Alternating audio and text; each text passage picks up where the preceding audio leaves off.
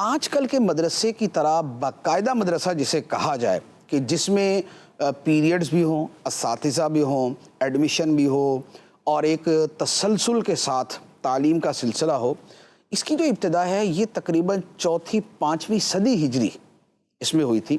اور اس حوالے سے جو نام ملتے ہیں اس میں سب سے پہلا نام ملتا ہے نیشاپور کے علماء کا۔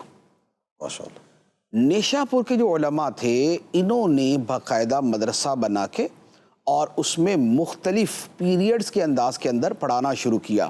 اور یہ وہی علاقہ ہے کہ جس میں کچھ عرصہ پہلے امام بخاری گزرے تھے، امام مسلم گزرے تھے، اور امام بخاری علیہ رحمہ کے بارے میں وہ جو روایتیں ہیں کہ ان کی ایک ایک مجلس کے اندر 90 ہزار افراد بیٹھ کے ان سے بخاری شریف پڑھا کرتے تھے۔ تو درس بخاری اور 90 ہزار افراد کا بیٹھ کے پڑھنا، تو اب یہ لیکن جو باقاعدہ مدرسہ تھا وہ نیشاپور کا مدرسہ بنا۔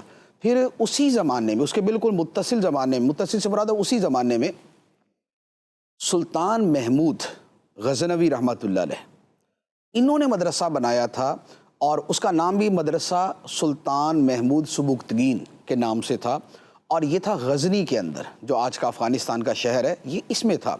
اور اسی زمانے میں سلطان محمود کے ایک بھائی تھے نصر بن سبکتگین، انہوں نے ایک دوسرا مدرسہ بنایا تھا مدرسہ سعیدیہ کے نام سے، تو وہ بھی اسی زمانے میں باقاعدہ مدرسہ تھا۔ پھر اسی زمانے میں ایک چوتھا مدرسہ تھا، مدرسہ امام ابن فورک۔ امام ابن فورک جو ہے یہ بھی ایک بہت بڑے عالم گزرے۔ تو یہ غزنی اور یہ نیشاپور اور ماوراء النہر کے جو علاقے تھے یہاں یہ مدرسے بنے۔ اچھا، دوسری طرف اس کے قریب زمانے کے اندر بغداد شریف کے اندر مدرسے بنے۔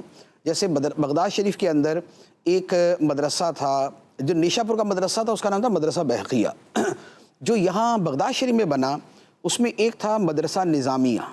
مدرسہ نظامیہ تاریخ کے مشہور ترین مدارس میں یہ وہ مدرسہ ہے جس کے اساتذہ میں امام غزالی بھی رہے، امام الحرمین بھی رہے، اور اس کے علاوہ بڑے بڑے ائمہ دین جو ہیں وہ اس مدرسے میں یا انہوں نے پڑھا ہے یا انہوں نے پڑھایا ہے۔ تو یہ مدرسہ نظامیہ۔ اچھا، مدرسہ نظامیہ کے ساتھ ایک مدرسہ بنا تھا مدرسہ امام ابو حنیفہ۔ ان دو مدرسوں کے بارے میں یہ اختلاف ہے ان میں پہلے کون سا تھا، یعنی بعض کہتے ہیں مدرسہ نظامیہ پہلے، بعض کہتے ہیں مدرسہ امام ابو حنیفہ پہلے۔ تو اس کا مطلب یہ ہوا کہ یہ ایک ہی زمانے کی ہیں۔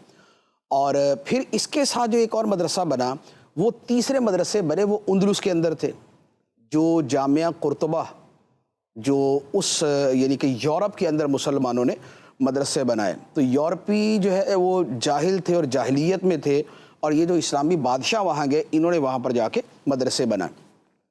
اور اس کے بعد پھر جو ایک بہت بڑا مدرسہ وہ بھی اسی قریب زمانے میں بنا، وہ تھا جامعہ ازہر۔ جامعہ ازہر جو آج بھی مصر کے اندر موجود ہے، یہ وہ مدرسہ ہے کہ جو اس زمانے کے بنے ہوئے مدرسوں میں آج تک قائم بھی ہے، کیونکہ بقیہ مدرسوں کا تو اب نشان نہیں ہے، لیکن یہ مدرسہ جو ہے یہ ابھی بھی آج تک قائم ہے۔ اس لیے کہا جاتا ہے کہ سب سے قدیم اسلامی مدرسہ اور اسلامک یونیورسٹی وہ یہ والی ہے۔ پھر اس کے متصل مدرسے بنے سلطان نور الدین زنگی رحمۃ اللہ علیہ، سلطان صلاح الدین ایوبی رحمۃ اللہ علیہ، انہوں نے پھر حلب میں، حمص میں اور دیگر شہروں کے اندر مدرسے بنائے۔ تو یہ وہ ابتدائی مدرسے ہیں کہ آپ سمجھ رہے نیشاپور اور بغداد اور قرطبہ، اندلس، یہ والے مدرسے جو ہے نا یہ ایک زمانے میں یوں چلتے ہوئے ہیں۔